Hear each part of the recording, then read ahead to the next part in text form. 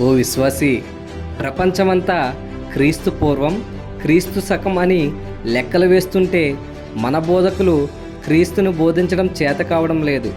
ఎంతసేపు స్వస్థతలు, అభిషేకాలు, దశంభాగాల గురించి బోధిస్తున్నారు. క్రీస్తు యొక్క దైవత్వం గురించి, క్రీస్తు యొక్క రెండవ రాకడ గురించి బోధించడం ఎప్పుడో మానేశారు.